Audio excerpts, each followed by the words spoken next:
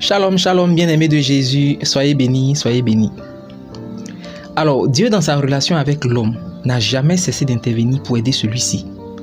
Et le plus remarquable est que même mécontent des œuvres de l'homme, il lui tend toujours la main pour le sauver. Ce constat est poussé à son paroxysme quand il s'agit du peuple de Dieu. Et c'est ce qu'on peut observer avec l'histoire de Gédéon, le dernier fils d'Abiézer. Ainsi donc, méditons ensemble dans Juges chapitre 6, les versets 1 à 26. Versets 1 à 16. Les enfants d'Israël firent ce qui est mal aux yeux de l'Éternel, et l'Éternel les livra entre les mains de Madian pendant 7 ans. Point de suspension. L'ange de l'Éternel lui apparut, parlant de Gédéon, et lui dit: L'Éternel est avec toi, vaillant héros. Point de suspension. Gédéon lui dit: Ah mon Seigneur, avec quoi délivrerai-je Israël? Voici, ma famille est la plus pauvre en Manassé, et je suis le plus petit de la maison de mon père. En règle générale, lorsqu'on rappelle cette histoire, la leçon qui revient est que Dieu se sert des humbles, des petits, des faibles pour opérer de grands miracles et glorifier son nom à travers l'infirmité de ceux-là qu'il a choisis. Ce n'est pas faux. Cependant, il y a une autre façon de voir les choses. Et contre toute attente, il est possible de dire même le contraire.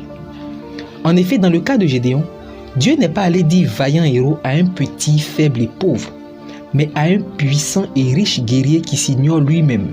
Lorsqu'au verset 14, l'Éternel dit à Gédéon: Va avec la force que tu as, ce n'est pas uniquement ou simplement que Dieu va compléter la force de Gédéon, mais c'est que Gédéon a déjà une très grande force, mais lui-même l'ignorait, tout comme toi et moi ne le savions pas.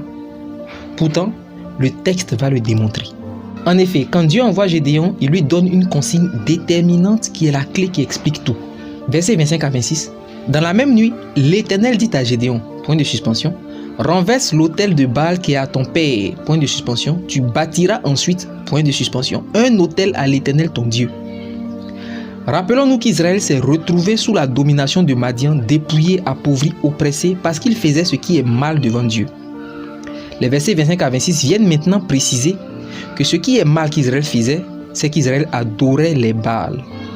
Maintenant, cette adoration de Baal a abaissé la nation tout entière pour la rendre pauvre, faible et misérable. Que pensez-vous que l'idole qui a abaissé la nation tout entière va créer dans la famille qui la garde? Oui, l'idole qui a ruiné la nation est logée chez Abiézer, le père de Gédéon.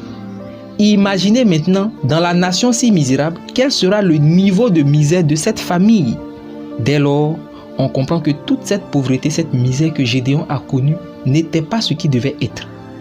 Mais c'était l'œuvre de l'idole qui les a bridés, volés, appauvris, dépouillés. Ce que Gédéon a connu de lui-même, c'est sa version dépouillée de ce qu'il était vraiment, dépouillé par l'idole de la maison de son père. Il dit au verset 15, « Ma famille est la plus pauvre en Manassé. » Le pays idolâtre est devenu pauvre. La famille qui garde l'idole sera logiquement la plus touchée par les œuvres de l'idole. Cependant, délivré de l'oppression de cette idole, Gédéon pouvait manifester la force que Dieu lui voyait et devenir le héros que Dieu a dit qu'il est. Toi aussi, comme Gédéon, tu te vois petit, impuissant, incapable et tu vois ce que Dieu te demande trop grand pour toi. Tu te trouves petit devant les responsabilités qu'on veut te confier. Tu as toujours vu les autres faire des exploits et toi tu t'es toujours vu ordinaire. Mais tu n'es pas ordinaire. Regarde en toi-même. Tout comme Abiézer, quelque chose t'a limité et tout ce temps, c'est ta version limitée que tu as vue. Et c'est comme pour la maison d'Abiézer, c'est une idole dans ta vie, dans ton cœur.